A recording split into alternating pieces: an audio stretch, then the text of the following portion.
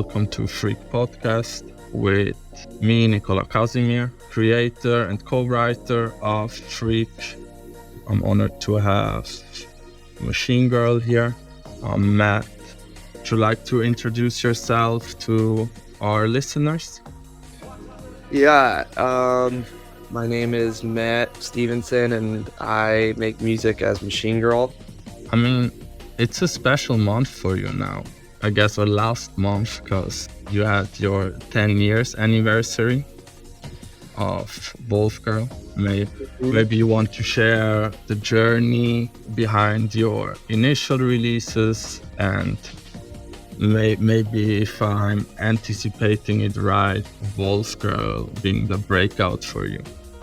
Basically, my initial releases as Machine Girl were like, I released an EP like a year before WOLFGIRL, and then was slowly putting stuff on SoundCloud, just like tracks, you know? And it was all very like kind of ravey, breakbeat kind of stuff. And then in the fall of 2013, in the summer, fall of that year, I got really into FOOTWORK, which was kind of blowing up at the time. And so there's so much crossover between FOOTWORK and like fast breakbeat, like jungle kind of stuff. I feel like at that time a lot of people were combining the two genres.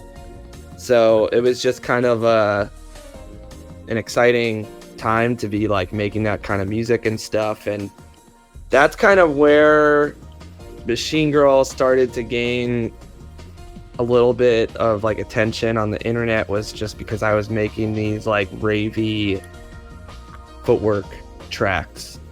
And the more that I was making them, they were kind of getting like more and more industrial and darker sounding, you know, and eventually culminating in WOLFGIRL, which, most of those tracks were made in pretty short amount of time, like in just like a couple months. And then I, just put them all together into an album and put it on the internet, and was kind of caught off guard by, you know, how quickly it sort of got a lot of attention, you know. Of course, like, it was a lot of attention and like a very comparable to what I was used to, you know. It was a very like niche thing.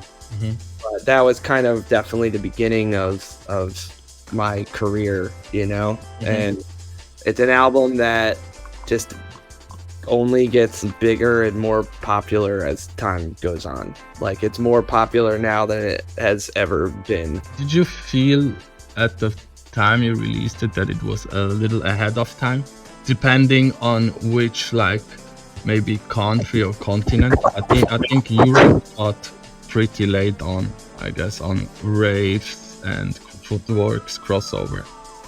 Yeah, I think that where it was maybe ahead of its time a little bit, but you know, I didn't really think this when I was like making it, was that it was like the like aesthetic of both the music and the cover art and stuff, like the super anime inspired internet core sort of like vibe.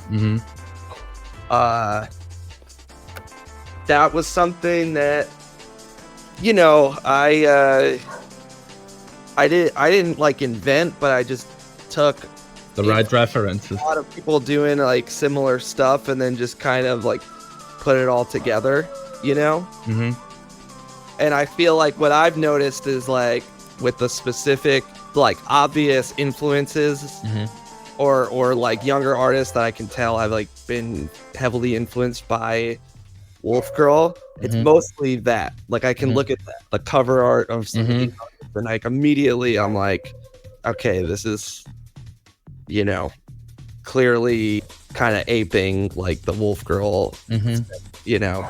And yeah, it's pretty crazy, you know. It's crazy because I still feel like I see kids uploading their breakcore albums that are like obvious WOLFGIRL clones, you know.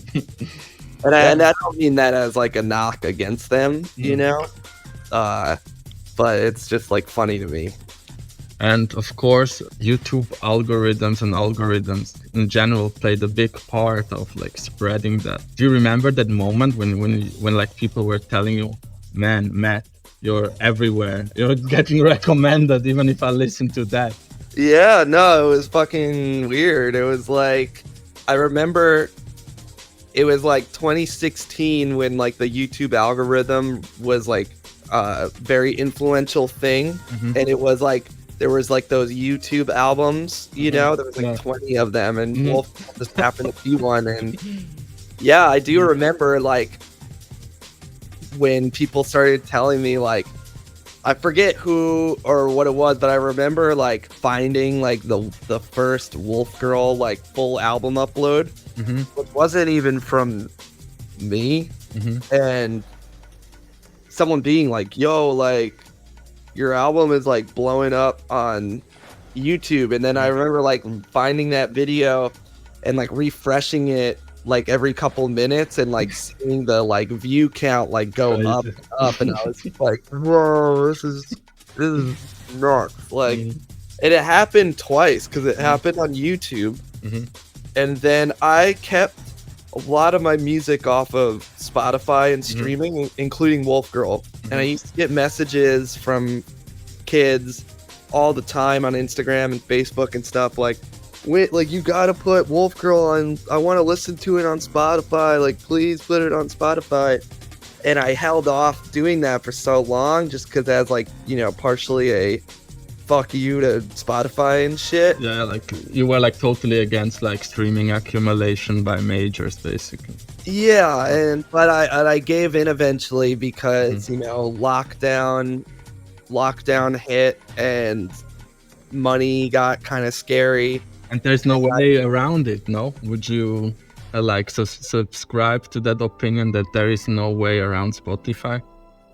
If you want a little bit. If unfortunately, if you want starting off as like an artist, like a young unknown artist, and you want to make a living off of your art, that unfortunately you have to play the game, you know. And the rules are all about streaming, you know, and it sucks. It sucks, and it sucks that to like blow up, it's like all this bullshit still with social media and TikTok, and by complete accident, you know, not by complete accident, like Machine Girl, multiple songs of mine became like little viral trends on TikTok amongst like alternative Gen Z kids, you know. And so it happened like that same kind of thing that happened with the YouTube algorithm happened with TikTok like 5 years after the fact,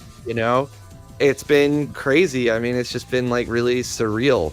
Machine Girl kind of like split into like two worlds, like the digital internet world of those kind of viral moments and of WOLFGIRL and stuff, and then also became like a DIY live act, you know. Like I started touring with a drummer around the country in 2016, and our live shows at the time definitely started to gain became like sort of, I feel like, a little notorious for just like how or like unhinged they were.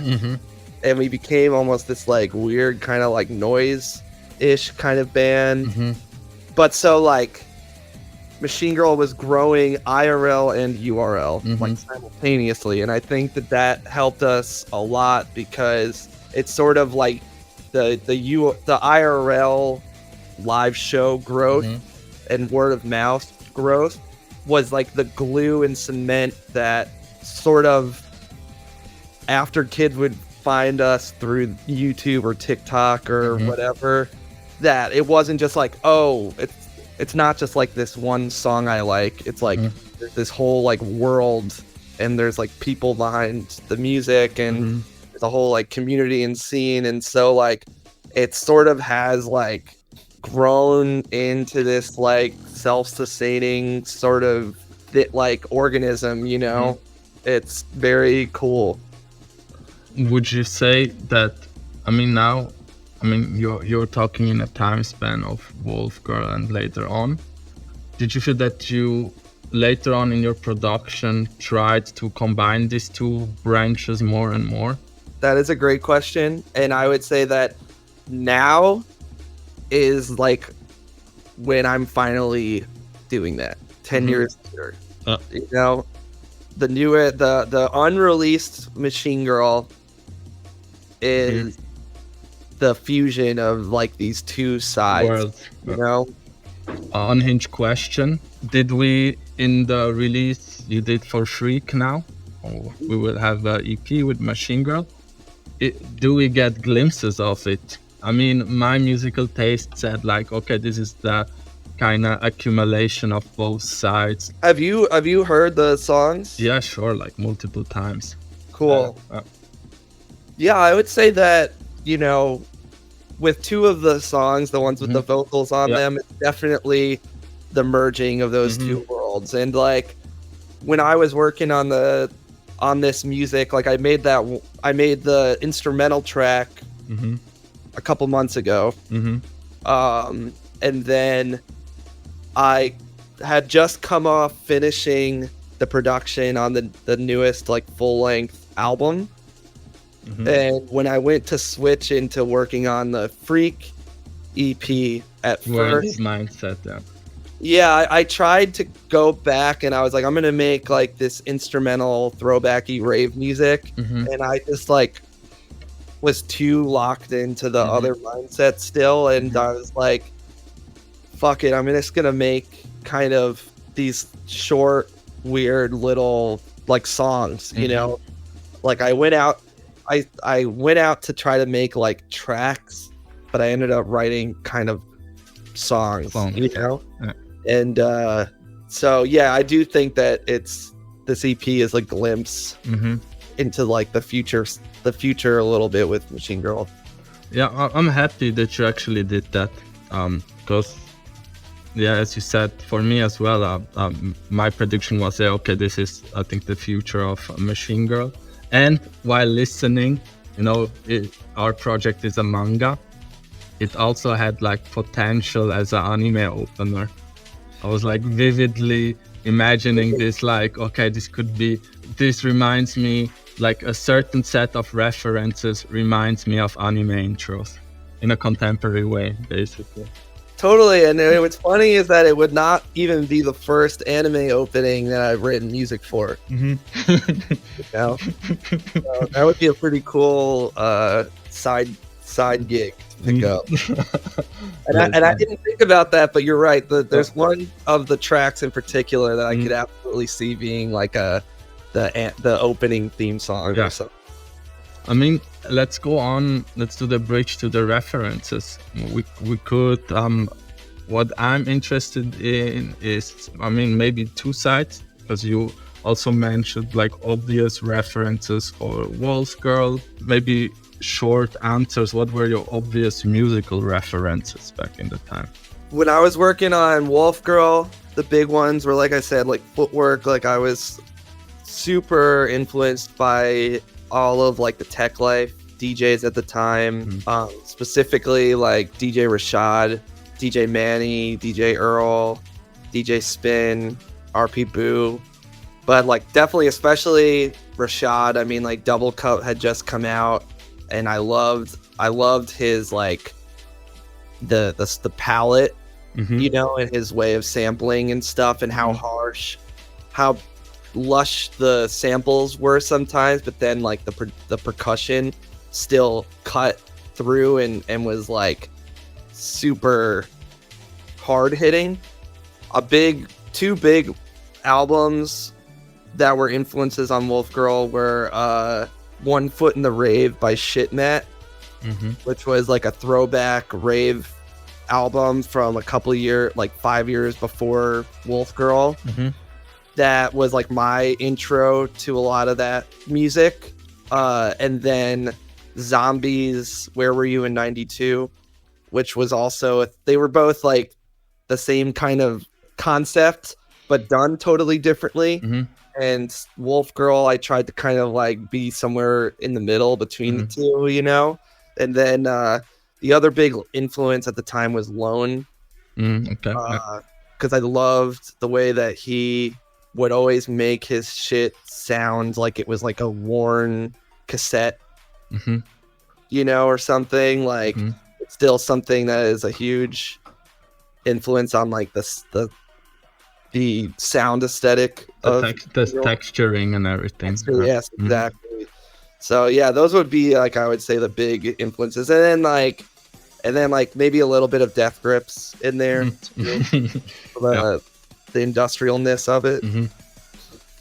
All right, and then to like the second set of references, generally not only for WOLFGIRL, maybe like in your musical career and in your whole aesthetic, like how much has anime, mangas influenced you? Are there any like specific titles that you have in mind that kind of blew your mind and then also had a big impact on music? Maybe you even recall a particular scene that was like, oh man, this scene, I cried in this scene. Yeah, I mean, totally.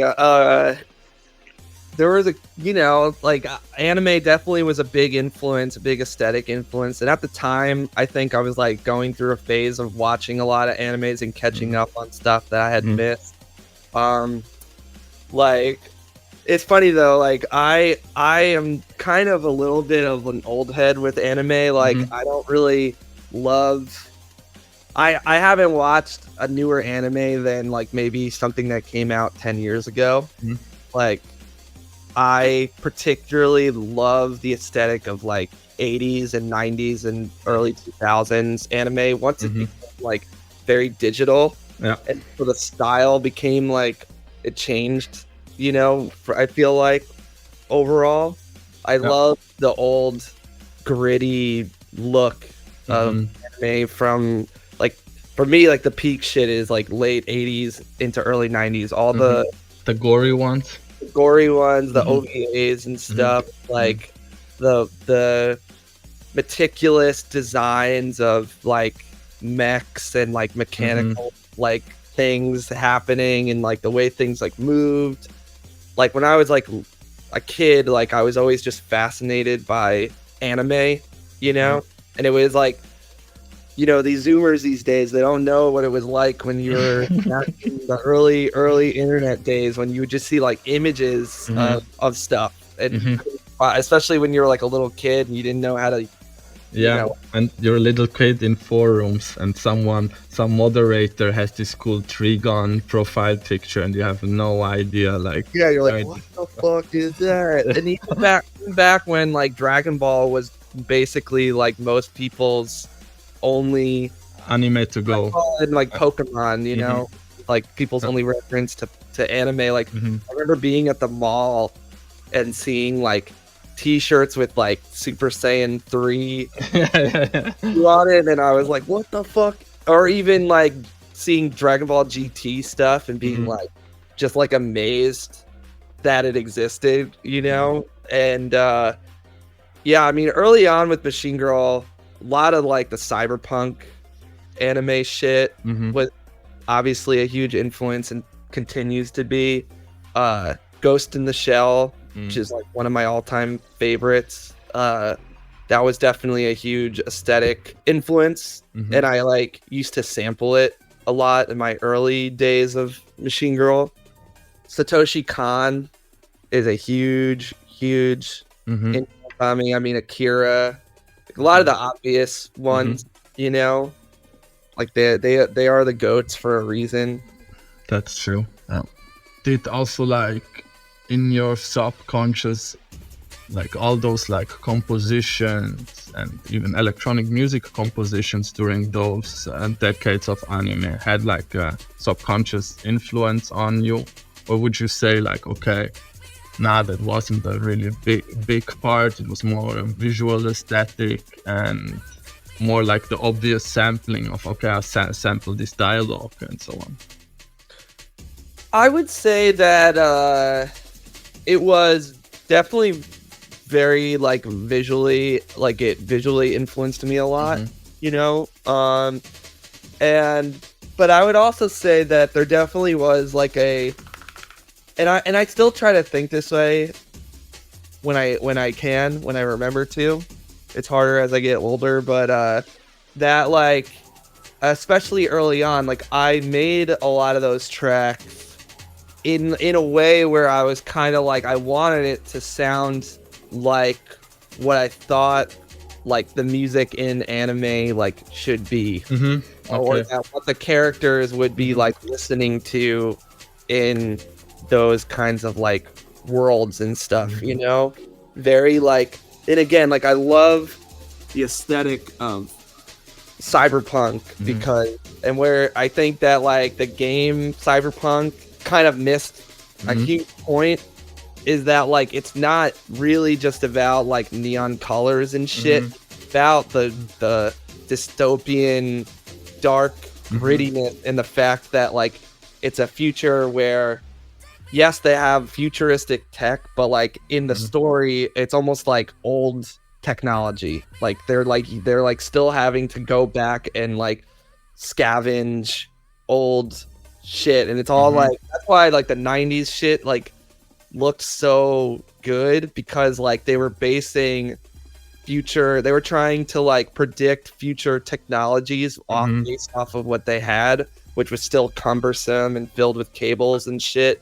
That's why like a lot of futuristic depictions of cyberpunk and sci-fi stuff now is like, it's like not as interesting, because now it's all based on what actual technology in our world looks like, which is all sleek and Apple Macintoshified, you know, and it's like kind of boring and plain.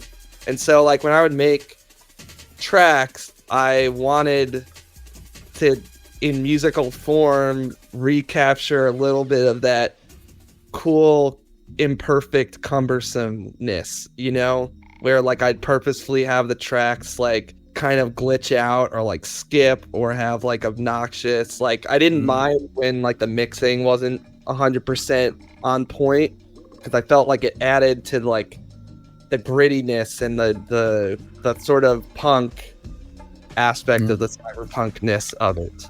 I had the scene or the situation or the discussion I had with the illustrator of FREQ, Good News for Bad Guys, also like recalling this late 90s. So we were talking about mecha designs basically, and he coined like that Neon Genesis Evangelion had like was the first one that like redid the mecha designs that were so present from Gundam, basically.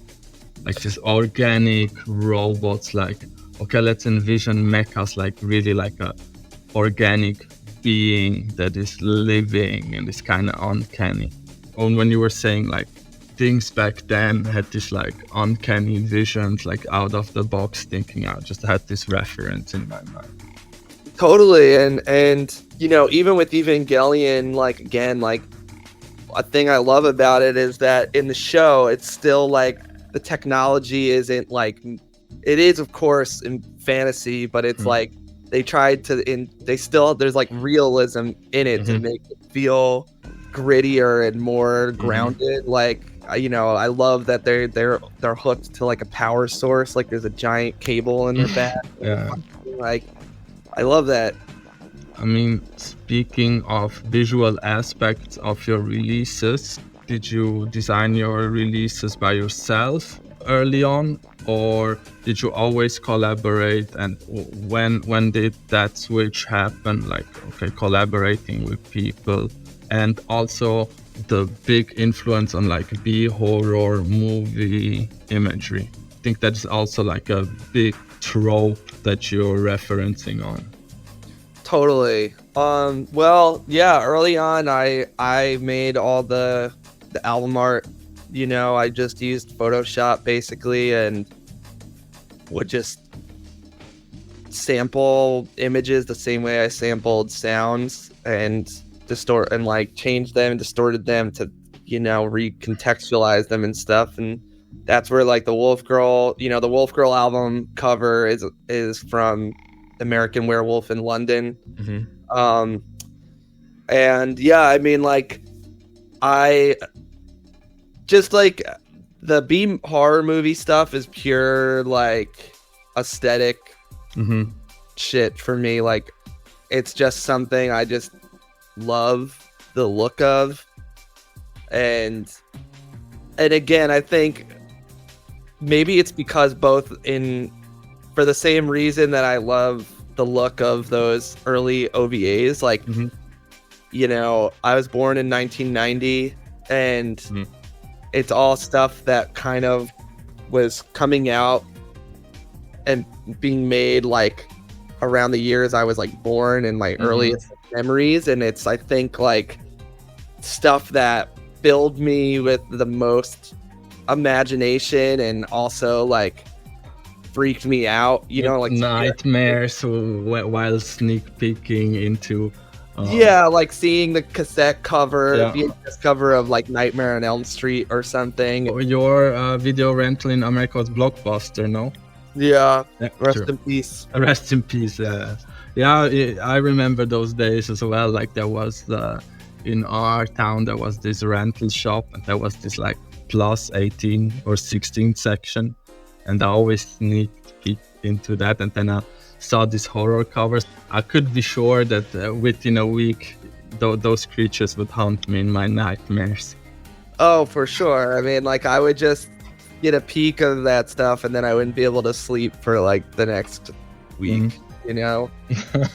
But like, yeah, for me, I think that it's like something that kind of affected me in a weird way. And it's funny because I still feel like even for the like younger kids, like the Zoomers, like they even like this generation they're like still super into all that shit, you know, like streaming, and they're like rediscovering all this stuff, like because there's like a kind of movie that doesn't really exist anymore, which is like that kind of B horror movie, you know, with like the practical effects and everything.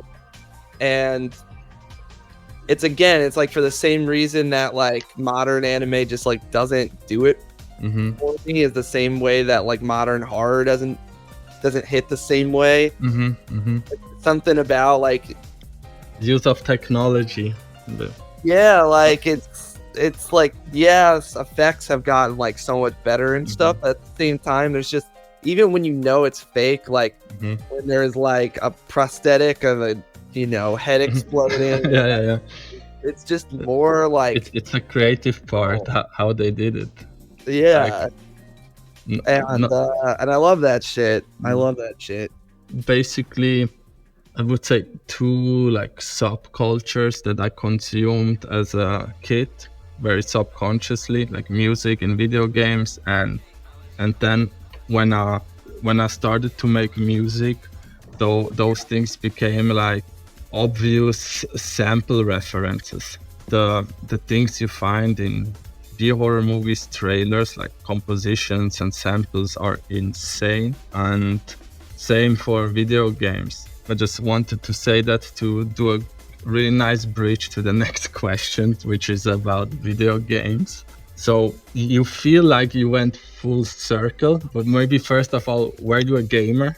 Or a little bit, for sure. Like, I played a lot of video games as a kid, and I still occasionally do. I definitely am way less of a gamer, and like, another thing, I'm just such like a fucking old user now, because like, even with video games now, like, I see a new, like a modern video game, and I'm just like, geez, that's so like overwhelming. Like, you have to like put so many hours time in. Yeah, and I'm just like, I just can't do that. Like, it's crazy to me if people have the time. Yeah, it's a commitment. It's like giving up your social life to like delve into 140 hours, which were produced within 6 years. I mean, the production circles on AAA games are crazy nowadays. Yeah, it's totally insane. That's also, I think, why you don't find so many like off the grid games anymore like you used to, maybe in PS2 era and so on, where people quickly could produce video games that would hit. I think maybe there is like a connection between all those different medias. Like maybe it's really the technology and how it's loaded with everything, that it's not off the grid, and that they really have a long time to produce them, basically. Totally, and there's a lot of indie games coming out that are still very original and interesting, and it's the same thing with music. And I don't know if it's the same thing with film, because film is just so much more. Yeah, it's so expensive to do something. It's so funding based as well.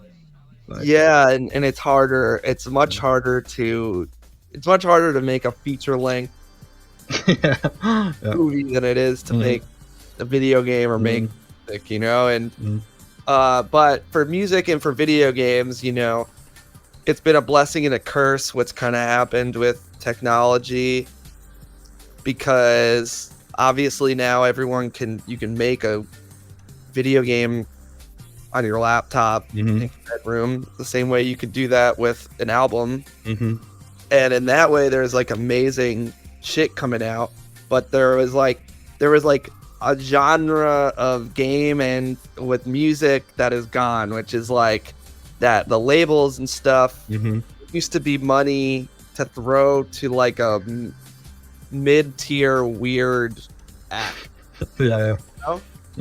That is like gone, and that's gone with video games too.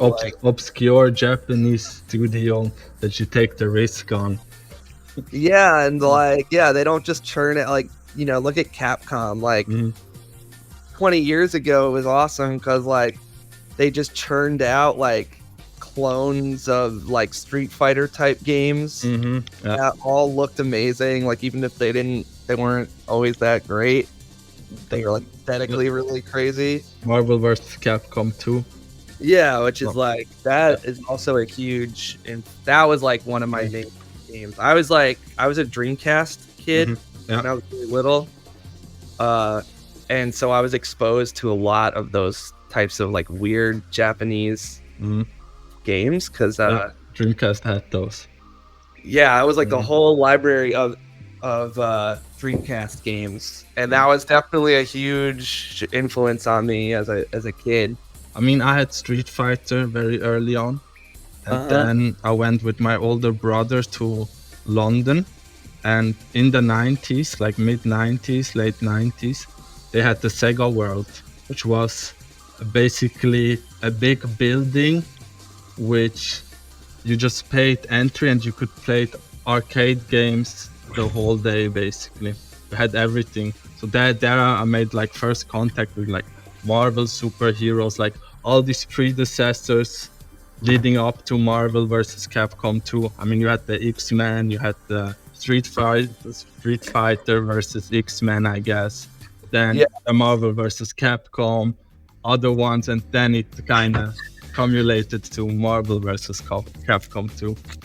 Yeah, actually, when I and I'm sorry, I'm making I'm so hungry. It's all right. So I have to make a sandwich real quick. I apologize while I'm cooking, but what's it called? When I was a kid at the ice skating rink, they had X-Men versus Street Fighter. That was like the most mind-blowing thing. Experience. I remember it like, as well. What the hell? Yeah. Like the X-Men and the Street Fighter characters, like they would, and like again, just like the aesthetic of the way they depicted the X-Men characters are like to this day my favorite depictions of them.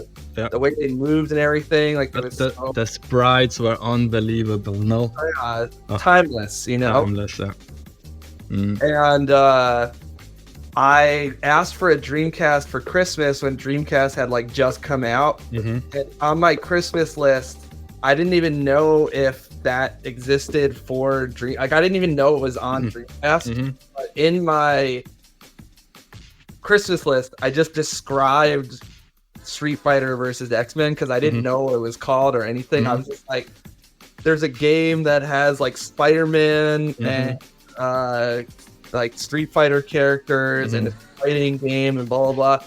And then when I opened up my Christmas present, I had Marvel vs. Capcom, the first one, which again I had never played. I didn't even know it existed. That was like the best Christmas ever. Yeah. Oh my god. And I played the shit out of that.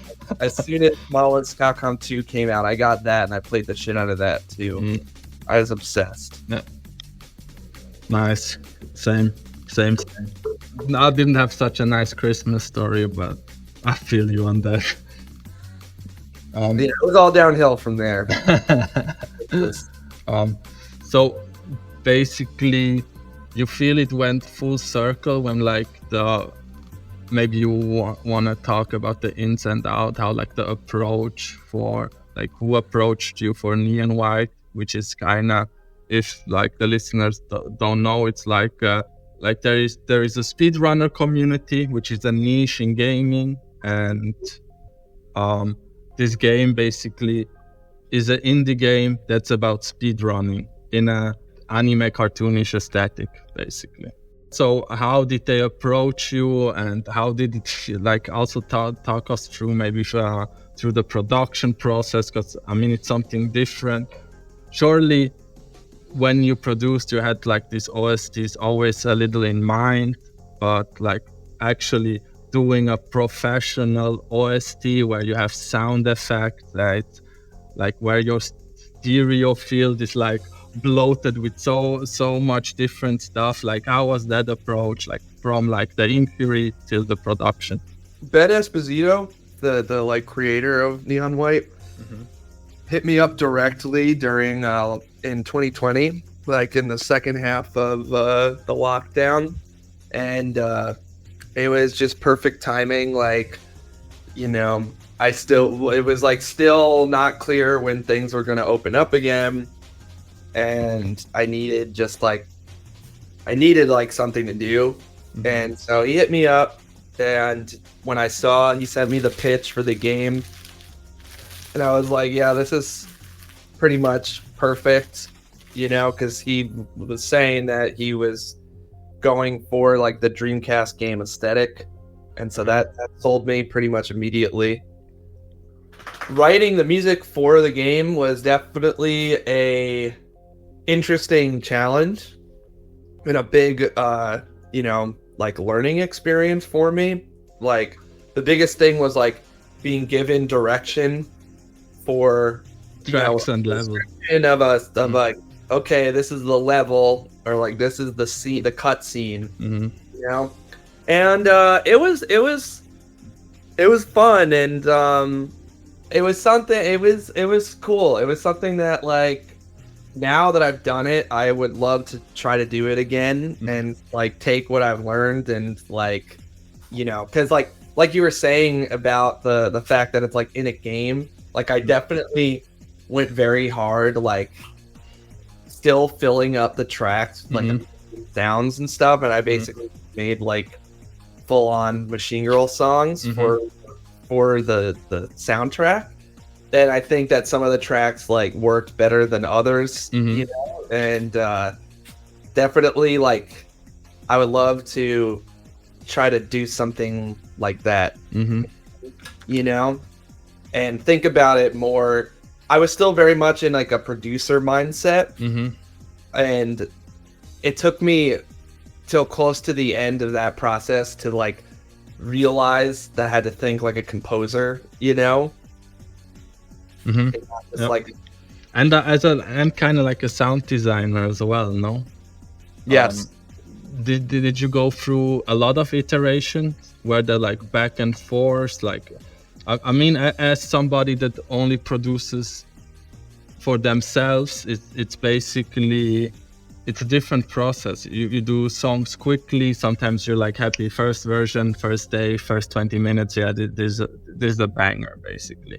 But there you get like feedback, and then maybe you like something, and it goes through the compression of somebody else's mind. Was it like this, or was it like were there a lot of like first takes? It was like probably 50-50. Mm-hmm. Like there was some, what I did at first was I was sitting on so much backed up Machine Girl demos that I just sent him like a lot of ideas I was already sitting on. Mm-hmm. And basically then he kind of told me like, okay, these are the ones I think kind of I could see fitting in different parts of the game. And I started to build off of those. And then for the level music, for the songs that like I built from scratch, there was more back and forth about like writing, you know, demos that were rejected, you know, and he was the director of the game, so like there wasn't, I basically was just like, he knows best, you know, about this stuff. So like if he told me like he didn't feel like it was like fitting, then I was like, okay, like I'll make something else then. Like I was gonna argue with him about like his vision. Maybe that happened like once or twice, but like yeah, I tried to be accommodating with his vision. And then, I mean, okay, maybe like the later part of the process, everything is finished. You get to play the game. How does that feel then? Great. I didn't get to play the game I didn't play the game until it came out. I had no idea if it was even going to be good or not. Yeah. And I finally played it, and I was like, wow, this is a really fun game. Yeah. Like, this game is...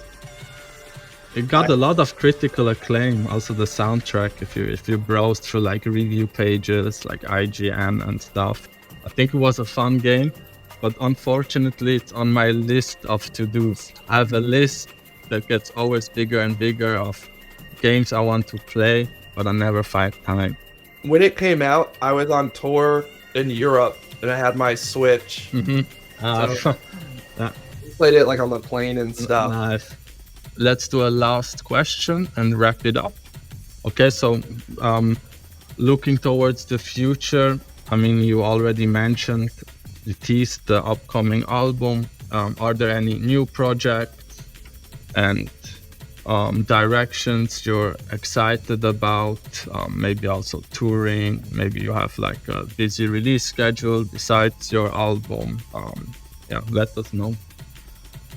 Well, I don't want to give too much away, you know, because I feel like the surprise is half the fun of all this kind of shit. But I'll just say that, yeah, there's definitely a lot of exciting shit on the horizon for Machine Girl, including this EP, which, like, I don't know what the order of like when this comes out or when we're announcing it or whatever, but I don't even know about that yet. So like I feel like that like this whole thing is pretty crazy, and I think Machine Girl fans are going to be super stoked on the EP and on the comic.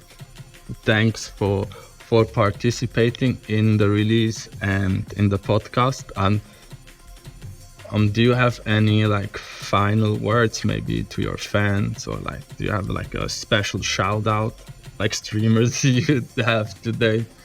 No, I mean I guess I would just say, like, you know, I feel really blessed that people even care enough to like listen to the music I make, and that I get opportunities like this. Like, you know, shout out to you guys and to Daisato for like giving me the opportunity to like do this and to be like the first artist, you know. Yeah, I think that was a match made in heaven. Yeah, so let's wrap it up.